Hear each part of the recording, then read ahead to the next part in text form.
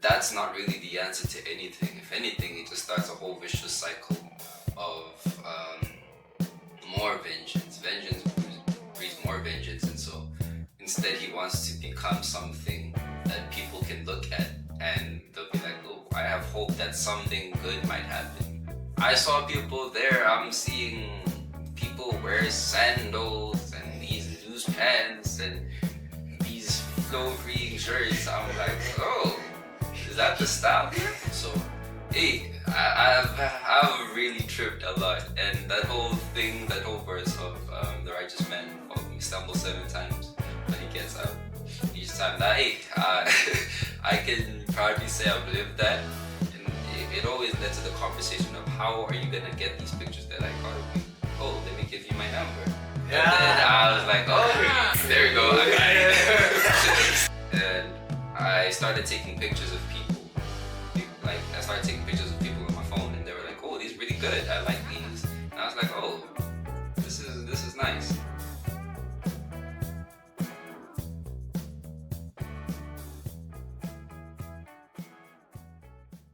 Briefly introduce yourself. Who are you? Where are you from? How old are you? Okay, my name is Mkhwanazi. I am 20 as of now. I am from KZN, KwaZulu-Natal. I'm from Ladysmith. And, I mean, what more do you want to know about me? What are you doing right now? Okay, so I am studying to be a cinematographer at Cape Town.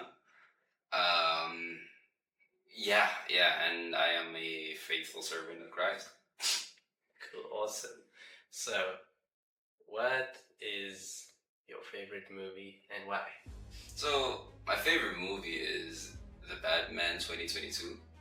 The reason why is because with all the other Batmans, it's a thing of, okay, they explore the origin story, you know, Bruce Wayne's parent dies, and then he grows up, he tries to be the symbol of vengeance and all of that. But with the Batman 2022, they focus on a beginner, the beginner Batman. I think it's like his second, if not the first year. And they show how in the beginning he tries to be this whole symbol of vengeance. He tries to use vengeance as a tool. He tries to be the vengeance, but then in the end he realizes that that's not really the answer to anything. If anything, it just starts a whole vicious cycle of more vengeance. Vengeance breeds more vengeance, and so instead he wants to become something that people can look at and they'll be like, oh, I have hope that something good might happen when I see that symbol. And so with me, I think it really related with me because I had come out of high school when, because I was in high school 2023, like my last year of high school was 2023, and I hadn't watched the movie. I came out of high school because I was a head boy. I was the head boy of my school, my high school. It was Ladysmith High School, and I had come out of this whole thing of, okay,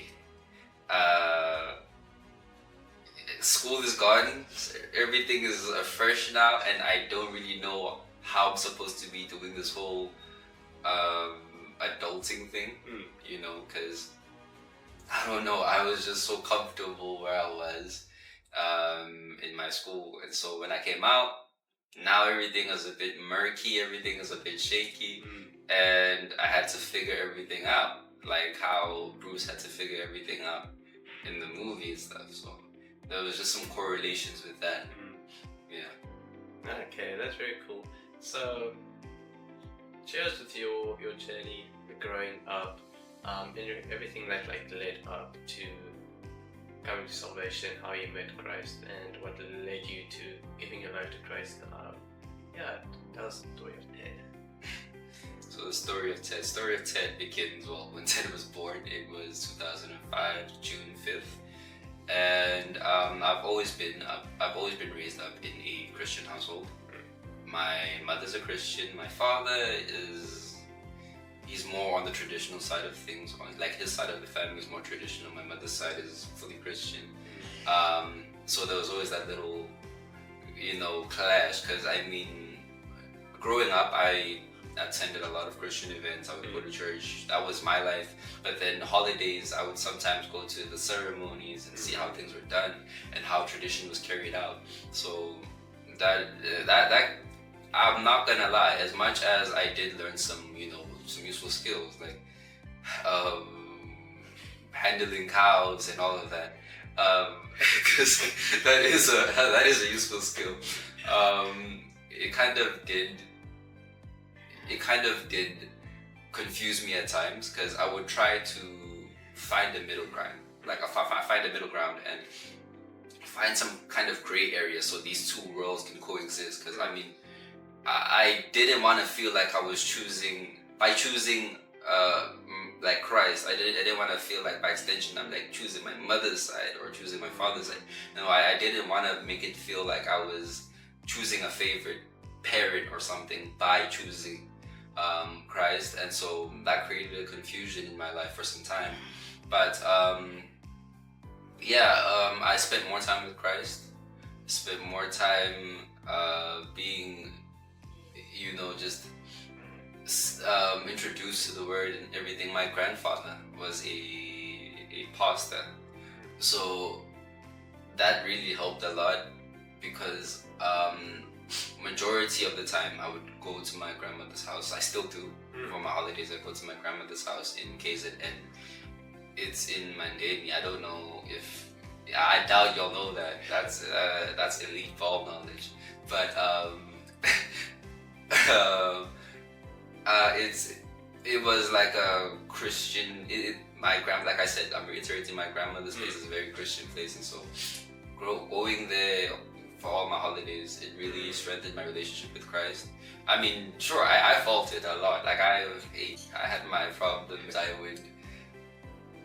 would trip and fall, but there was always one thing that I was always reassured with, and that it was, you can always get up and go back to Christ. And so, I've really tripped a lot, and that whole verse of the righteous man stumbles 7 times, but he gets up each time. That I can proudly say I've lived that a lot.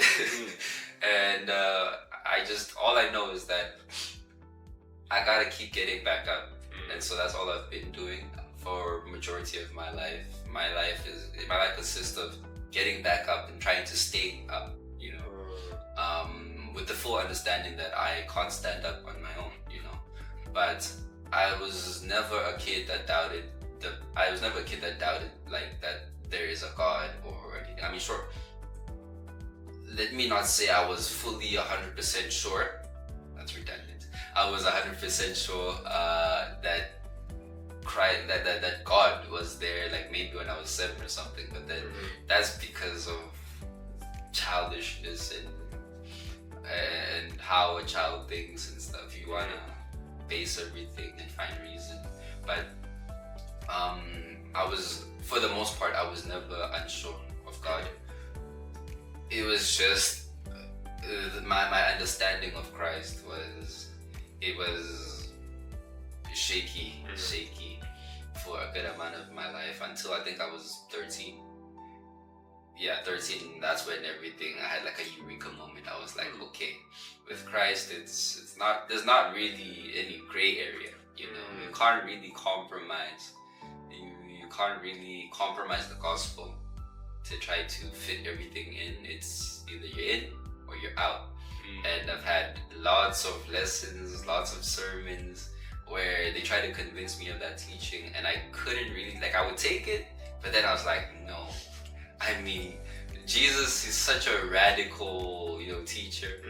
Jesus is such a radical man. He preaches and teaches. He lives this radical way of loving and forgiving and accepting. And so, yeah, man, I was trying to be radical in that sense, but I ended up not following the teachings of Christ.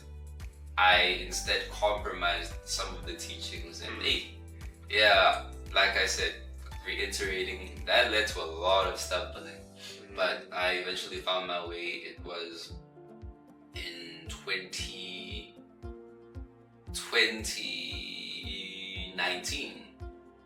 2019, if not, yeah, it was 2019. That's when I got baptized. Okay. I got baptized in 2019. I was still a bit relatively like young, like I was conscious of the decision I made, yeah, because I was like, I mean, there's nothing else I know. At that point I was like, no, there is God, and Christ came down, he died for my sins. I was sure of everything. I was decreasing on the compromising of my values and my walk with Christ. And yeah, I got baptized, tried to live things out. High school was a bit of because I had this one point where I had my faith tested, and that eventually led to all of this. So let me actually tell you the way I got into cinematography. Yeah. Let me tell you the way. So in grade 10, grade 10, there had been this girl that I liked for a long time. Long time. I'm talking 8 years long. Yeah. So I liked her from primary school to grade 10. But Wow. Sure. Yeah. Investment. I liked this girl. She was a kind soul. I remember in grade 9 I had gone through the stage of depression. Yeah, I was going through the stage of depression because of some failed relationships, some insecurities about myself, because I felt like every day was mundane. Nothing was really exciting for me. There was never a day where I could be like, man, sometimes I feel like the main character. I always felt like a side guy at the back. And so, that failed relationship, some insecurities, there was also some family issues, like not feeling enough and things like that. So I had undergone that depression phase, and that girl that I was telling you about, that girl, she reassured me a lot. But it wasn't just like that normal reassurance, it was godly, I'm telling you. She was always telling me that she appreciates the things that I do. She appreciates the person that I am. Wow. And she hopes that Christ can help in my situation. She never knew what was going on. I mean, but she could, out of everyone, out of a sea of people, she could spot that something's wrong with Ted. And I feel like God really pushed her in my direction and I'm glad he used her, because I mean, if anybody else told me that, I'm looking the other way. But yeah, so in the sea of people, she was the one person that told me that, yo, I really do appreciate you. You are enough. You do enough. You do more than enough. And keep your head up and things of that nature. And so I started to, listen. I listened. I also got some encouragement from my teachers and stuff, because some of them could also pick up that this is not normal for a kid to go through. And so they encouraged me, told me that I could be someone, be something. At that point I didn't want to be anything. I remember deliberately hiding my character. Like I would be super silent, like isolated and reserved, so I wouldn't be like RCL or something. That's representative counselor. I didn't want any positions, is what I'm trying to say essentially. I didn't want to be out there. I just wanted to be in my own little world, try to quantize everything. And so yeah, but she and my teachers told me that I could be someone, and that's when everything clicked. And then I was like, oh, let me try to be someone, and let me also see how it could go if I tried to, if I tried to talk to the girl that actually got me out of that hard time. And what happened was, I had this new phone. I got this new phone in grade 10, in the beginning of grade 10, and I started taking pictures of people. I started taking pictures of people on my phone, and they were like, "Oh, these are really good. I like these." And I was like, "Oh, this is nice." And it always led to the conversation of how are you gonna get these pictures that I got of you? Oh, let me give you my number. And then I was like, oh, there you go, I got it. I got it. And so I practiced taking pictures of other people. I took a lot of pictures. I even tried editing. That's where I started everything. I took pictures practicing for the one time I could take a good picture of her. And so I took a lot of pictures. And one day I eventually got the courage to ask to take a picture of her.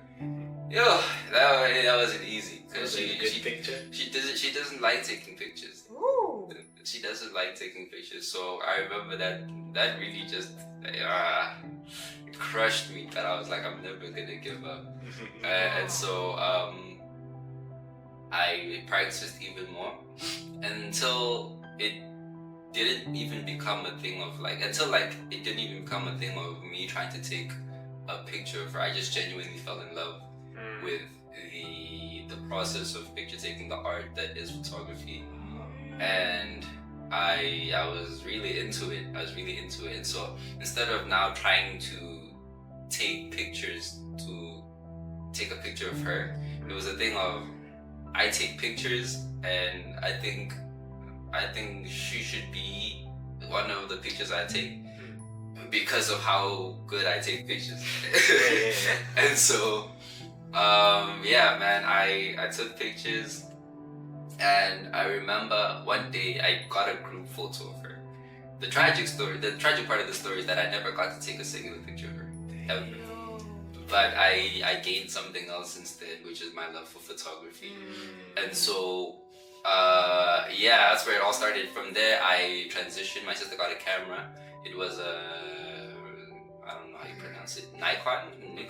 Yeah, Nikon. It was a Nikon D3000.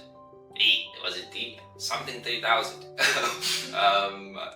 But it was a Nikon. I took pictures of sports games. I took pictures all around. People were like, oh, that's a photographer guy. You should probably consider him when you're taking photos and stuff. I never really took pictures for money, so that was, I think, the downside of things. But I took pictures of sports games. I would go around. I would teach other people how to take pictures. My friends who were very interested in modeling and stuff at the time, even though they didn't really get into anything big, I would take pictures of them. I would edit. I would still do the things that I picked up when I was trying to get to this girl. So I perfected my skill, and then it came to a crossroads in grade 11 where I had to pick what subjects I had to do. Yeah, I had to pick which subjects I was gonna do. What was that? But at some point I had to pick what subjects, and I was like, okay, let me just pick the ones that I can do. Okay, I picked the ones that I can do, and then there was this seminar thing. I think you would refer to it as a seminar, but there was this thing where people would come. They're like, okay, so here's our university. We do this, we do that, and one of the universities there was after. I walked around I saw people coming here trying to convince people to be doctors and all of that. I was actually really interested in sociology. Surprisingly, I was going down the sociologist route, if not the I forgot that word, but it's something. Starts with psychology. Not psychology, but the study of cultures and stuff. Okay. I wanna just stick to sociology. Let me just say sociology. So I was really interested in that. I was really interested in that, but then I saw this gold flag stand, and it looks so good. I saw cameras over there. I'm like, yo, this is really attracting my eye. And so I look at it, I take their pamphlet. Their pamphlet is really nice. And I'm like, oh, okay, after. I like it. I think this is where I'm gonna go because I mean I like taking photos and movies. I don't know. I like movies. I wasn't like a movie lover like that. I was just like the general public when it came to movies. I watched it for a good time. I forgot about it when I was done watching it. I mean, it was just that. It was simple, and so I was like, okay, cool. Let me keep this in my back pocket. Kept it in my back pocket, and okay, I carried on with the whole photo grind. But then I also started trying to take videos now. I was like, oh, video making is actually kind of cool. I like it. I like it. And then I watched this movie by Will Smith. It's called what is it called? Pursuit of Happiness. Not the Pursuit of Happiness. I watched that too.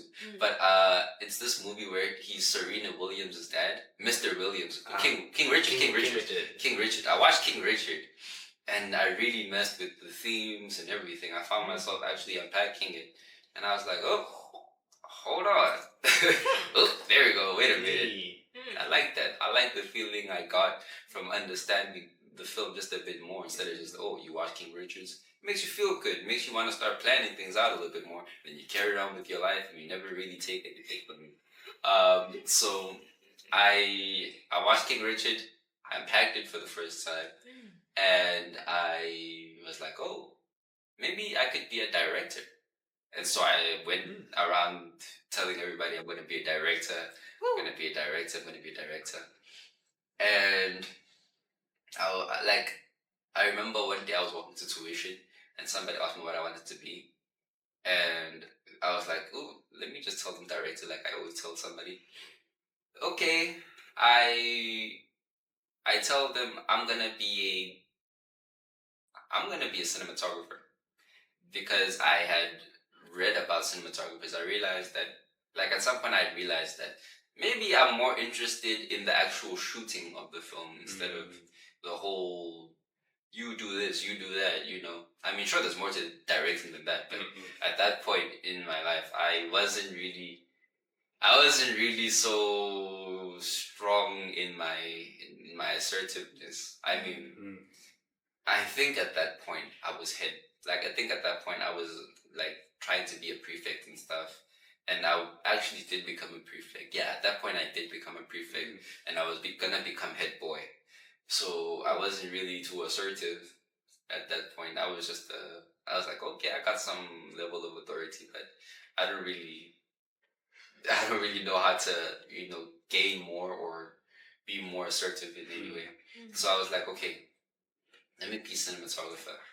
And then I told somebody that, and then that's been my answer ever since. I became head boy, and then because I became head boy, everybody was asking me, what does the head boy want to become next?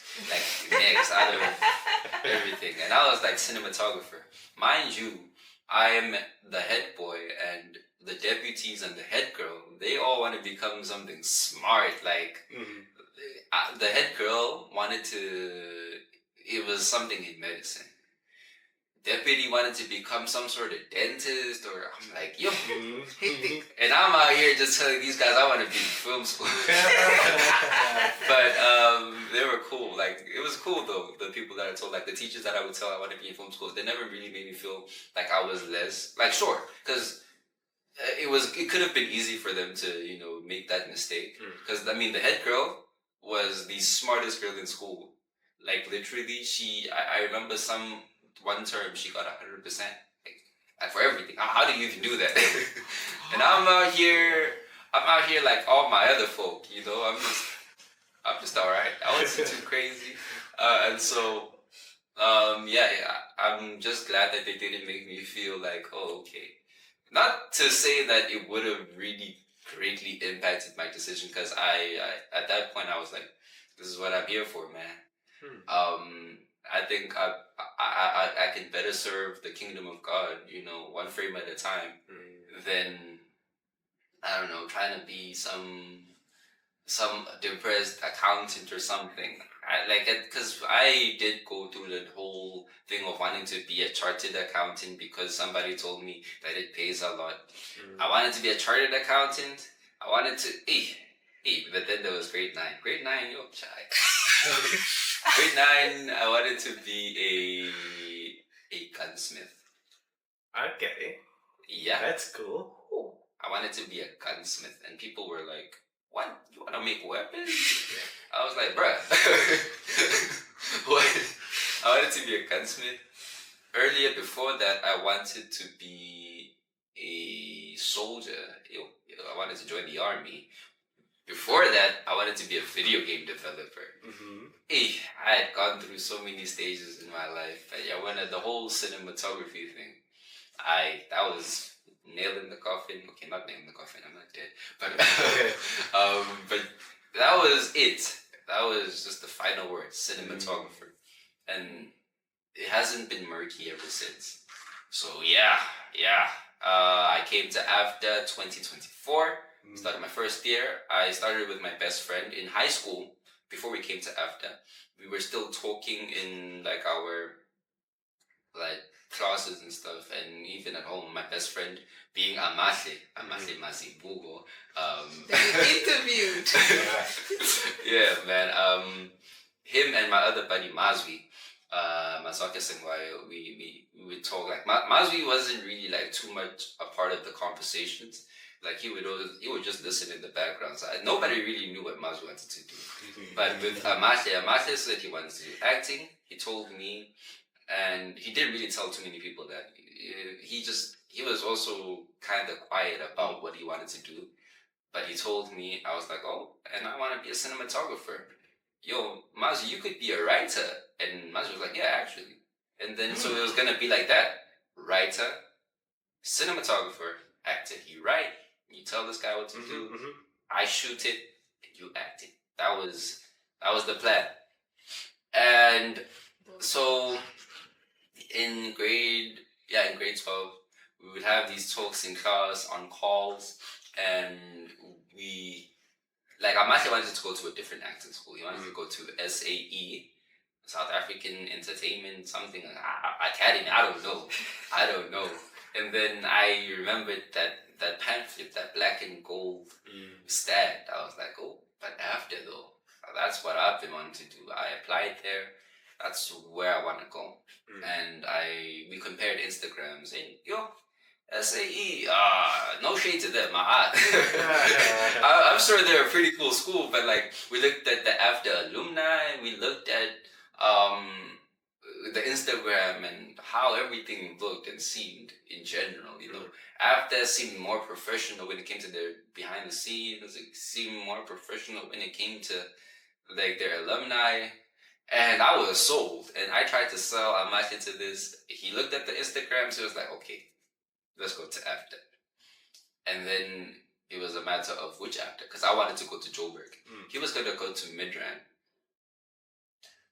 And I was like, yo, man, there's no AFDA in Midrand. Okay, let's just go to Joburg. And then Amache told me, no, I don't like Joburg. You know what? Let's go to Cape Town. And then we looked at the pros and cons of going to Cape Town. Sure, it's far away. Like, I can't go home all the time. I won't be able to see my family, like, every single holiday, you know? And things are expensive in Cape Town. Everything is expensive. We know no one there. It's just a fresh slate. So, yeah, we know nothing about it. We've never been there. I mean, he's been there, like, once as a kid. But me, I've never been there. And so, and he came as like on a tourist thing. It wasn't really like to visit a family member or anything. So that was kind of, could it still be the same Cape Town type of thing? But in that moment of of decisions and stuff and deciding, we looked at the pros and cons. Sure, the cons were there, but then we looked at the pros. I remember at the time we heard news about the One Piece shooting, the One Piece shoot and stuff, and we looked at how many movies featured Cape Town. I remember movies how many movies featured Cape Town, like. Is it Mission Impossible? Did Mission Impossible? But I know some movies. So, yeah, I think Mission Impossible was also shooting in Cape Town. They were, Yeah, so We looked at that and we were like, oh, like all these international companies really come to Cape Town, and there's so many opportunities there. Sure, it's expensive, but that means the cost of living must be like balanced by the pay that people get here. And so I'm thinking, okay, high risk, high reward. You gotta risk it for the biscuit. Yeah. And so, high risk it for the biscuit. And so, we decided, okay, cool. We're heading to Cape Town. I said to Cape Town, we don't know anyone there. Fresh start. Plus, we don't want like people from high school recognizing us. We just wanted our own little spot. Nobody was talking about going to Cape Town. Everybody was either talking about going to Durban, Joburg, or something. And we were like, oh, no, we're just gonna go to Cape Town. And so, yeah, we decided to come to Cape Town. And last year, which was 2024, we came here. First year, last year, we came here. And it was great. It was cool. It was a new experience. I nearly became, like, my style of dressing nearly became hippie-like. I don't know if that's offensive to say. I don't know. Is that an established, or is that like a derogatory term? I don't know. It's okay. It's okay? Yeah. All right. But I was out here, because I saw people in Lower Main, because I stay in OBS now, in Observatory. So I saw people there. I'm seeing people wear sandals and these loose pants and these flow-free shirts. I'm like, oh, is that the style here? Could I don't know, it felt very like 70s-esque. And I was like, okay, alright. Let me get myself some, I don't know, some sandals, some fitting pants. And like I just went through different changes when it came to my styles, because at some point I wanted to dress like the Black Panthers. You know, I wanted to wear a leather jacket, a beret, some cargo pants. I was gonna be an army guy, but and then I just realized that it really doesn't matter what I dress like. I mean, it does to an extent. It, like, if I want to get into certain places, certain rooms, I gotta look the part.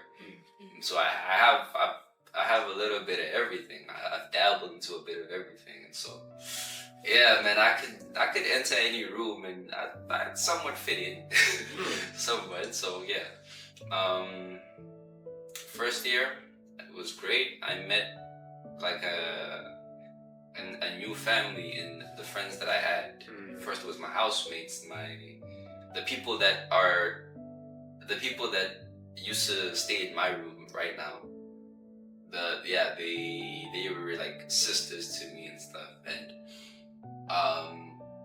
not just them, but the people in my house we were just really a family, and we went through a lot together. And my friends at school, you guys, the Bible study squad being consisting of people at my school, at my uni. Sorry, we don't say the word school anymore. So people at my campus, they formed this Bible study group, and it's not like an exclusive thing. It's not like you have to be a certain way to join it or anything. It's come as you are, and we all love Christ. With like we have that come as you are mentality, with the understanding that let Christ change you, let Christ work through you, and let's have a community built off of Christ. And so yeah, like the name suggests, we have Bible studies a lot. Like it's pretty much the whole premise of the group. But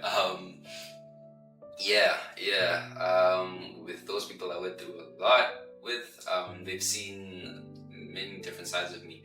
Because when I came to Cape Town, sure, it was a new environment, new place.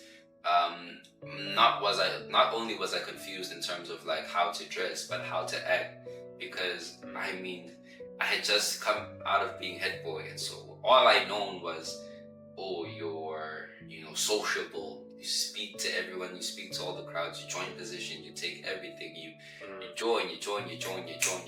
But then my mother told me that, man, Ted, you have this problem of you're always a part of everything, man. Just take it easy. And so I come here. I'm like, yo, man, I'm not gonna be involved with too many things because I know myself. Once I get involved with one thing, I need the next, I need the next, I need the next, and that was my problem. I think I made work in itself, the concept of work, like an idol. And so I think that's what my mom was trying to, save me from. But yeah, I tried to do that. I think I kind of twisted what she was saying a little bit because I just decided not to get involved with anything at all. I much preferred being a ghost. If we're being honest, I mean, people would be like, oh, there's Ted. He doesn't really talk a lot. What's up with him? I come back home, I'm like, man, I don't know. Should I say something? Should I not say something? And sometimes I would say something, and because people had been so expectant of me not really saying anything, like whatever I would say would just slide past, and I'd be like, hey, man, I'm trying to express myself. So I eventually just lost the ability to speak to people. It was really just a problem trying to open up and say, oh, like, this is actually how I am. And yeah, I kind of lost that because I tried to find my identity in so many other things as well. And I realized, I realized eventually that my identity is in Christ, and that's why I lost the ability to speak, because I was trying to be something or someone that I wasn't, And at that time, I also had my little, as you could guess, I also had my little, how do you put it? I had a little problem with Christ. Not to say that I was mad at him or anything, but I was backsliding a lot. And so, yeah, I lost my identity somewhere a little bit. But then we had a very important Bible study about ancestors and everything. And I was like, oh, okay. Identity is in Christ. Crazy Bible study. It would take too long to go into it. But I just took out that, I should really, who am I? Who is Ted? What does Ted do? What does Ted like? What does Ted value? And everything came back a little bit, but I couldn't take back everything because I'm not that person anymore. I'm not who I used to be as a kid and stuff. So yeah. Which leads us to now. I've grown my relationship with Christ tremendously. I have my ups and downs. I really do have downs, but I don't let them put me down or keep me down. Instead, I try, like, my logic and my reasoning, I try to keep it Christ-centered. The way I forgive people, the way I show mercy, the way I treat people, the way I show compassion and everything. Because I realized that whenever I watch movies, just to bring it to film school a little bit, whenever I watch movies, I feel like, okay, a certain character has inspired me, like how King Richard inspired me with the time management and stuff. I've been inspired by a certain character, and I tend to act like them for like a couple of days, and then because it's relevant, it's relevant to me, and so I was like, what if I could act like Christ, just for a little bit, or as long as I could, because I were called to be Christ-like, and so I was like, let me actually do that. So I tried to be Christ-like as much as I can. That's the ultimate character that inspires me. Whenever I read about his journey through life, there's always something that touches me personally, and that's whenever Christ sees something, he sees someone. It's commonly written that he had compassion on them, and then he acts.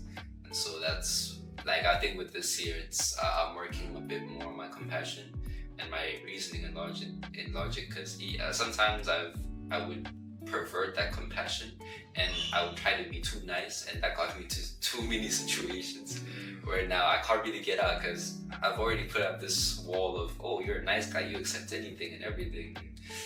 Yeah, so I'm trying to be compassionate but still reasonable.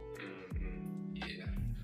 Sure, that's such a beautiful story and breakdown of your past and who you are now. So, and now looking to the future, how do you and how do you aspire to use your gift of your desire and passion for cinematography to glorify God's name, and what's your vision? Yeah, like what's your vision and aim for the future?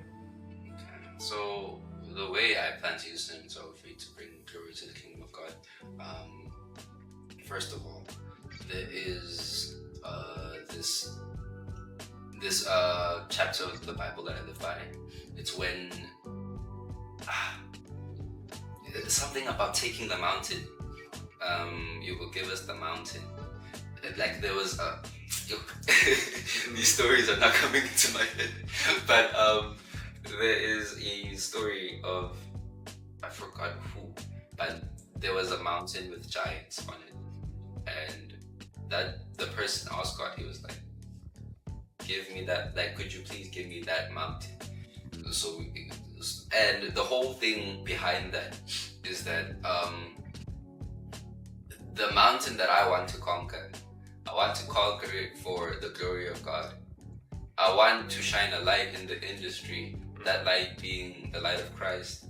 I want to show people that the industry can be, like, it's not all bad. It's not all bad. I mean, at this point, yeah, man, it's whatever. But I want to show new people that, okay, where, like, if they want to come into the industry, there is a different option. There is a better option being in Christ, and it's possible. Because I've noticed that with the industry, with anything corporate, really, they tend to, stay away from anything committing them to, like, a set of beliefs or morals. And so I want to have a space for cinematographers. I want to be a pioneer and say, okay, I was a God-driven man who did this, and you can be a God-driven man or girl who can do that too. And I don't know, I'm trying to develop certain styles and things. So I'm trying to develop certain styles. I don't know, and I hope they can touch the spirit for some. I don't know how I'm gonna do it. But I can, because I notice how music can be like a medium that can also be spiritual and stuff. And I'm thinking, okay, what about motion picture? Can that be used in a way to touch the spiritual? But like in a good way. I'm not trying to talk to every type of spirit now, but I'm trying to deliver the Holy Spirit through a frame. Wow. Yeah. So is there any like scene or shot from a film that like really inspires you, and like, recently I doubt things like that change, but that you recall is like, wow, that really renews my excitement and passion for cinematography, like a frame or shot that really touched you? A frame or shot that really touched me. Hey, that's because to say one frame is kind of difficult, but then now, Or a scene. I'm thinking of, or a scene. A scene that really touched me. Cause okay, I like John Wick. That's my favorite franchise because of how they use their camera. And I think one thing that really like inspired me was that scene from John Wick where he's using the fire shotgun. And now they go for this top-down thing. I'm thinking, how do you even think of that? And I'm like, oh, okay, cool. And then you have movies like Hardcore Henry where they use first point of, like, the whole movie is first person point of view. Like, that's the whole film. And I'm thinking, like, how can I be creative and make something like that? And not to mention like some Quentin Tarantino films where they use crazy shots, and I'm like,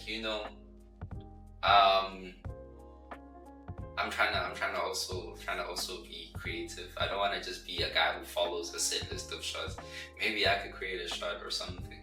I don't know. I mean, nothing's new under the sun, yeah. But hey, man, if you don't necessarily have to always create something from scratch, maybe you could build upon something. So yeah.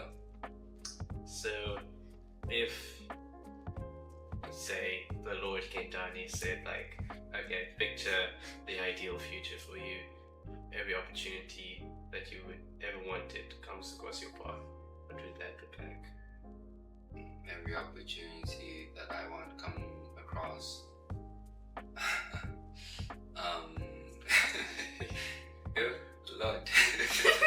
Lord, what would you be doing to me if you did that? Because every opportunity. Cause I don't know. I feel the more I get into this whole cinematography thing, like I'm really being careful of making it an idol. I'm really being careful. So I don't want to be accepted for every cinematography job because now I'm too busy being cinematographer instead of being child of God. So with that question, it's a bit tricky, but I guess then it would be getting like impactful cinematography jobs, but at like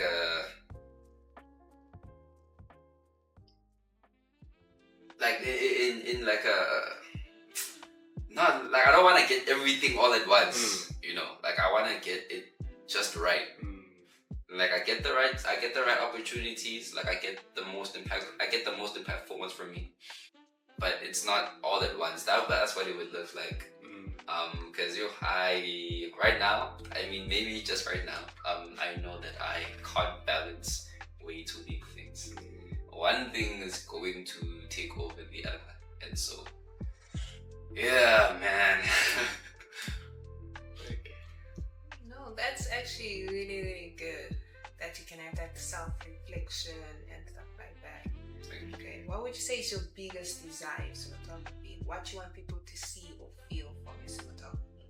My biggest desire in cinematography, I think my biggest desire would be to put Africa, not just South Africa, but Africa on the map, because I feel like our industry is considered a bit mediocre. But that's just me. I don't know about everybody else, because I'm looking at our film industry, and I mean, people really just care about the directors in South Africa specifically. From my point of view, I really notice people talking about director or actor, never too much about cinematographer. I guess I want to be big in the sense that people can be like, oh, here is a big cinematographer. Like name your top 5 cinematographers, and I'm in that conversation. That's what I want. Yeah. So, say in 15 years, you're winning your Oscar for Best Cinematographer. What's your speech? Praise be to God, first of all. Praise be to God. Thank you to my mother, my father, well, my family as whole, my family at large, my friends, who are by extension my family. I would also say, praise be to God again, praise be to God one more time, and again and again and again, because I could not do anything without him. Thank you very much for having me. I hope I continue to make you proud. Okay, and one final word to inspire the next generation that also wants to be cinematographers but might be hesitant or don't know how to incorporate that their faith into this practical career. What would you tell them? What I would tell them is, with cinematography, a good amount of times when you want to take a great shot, you have to have a certain stillness and calmness to you. You know, you don't want to have a shaky camera all the time now. And I have this mindset that the stillness in the stillness, that's where God is. God brings you the stillness, and so brace yourself in God. You'll be still enough to take the best frame of your life. And yeah, that's about it. So Nice. keep God in your corner. Wow. Thank you very much. And raps.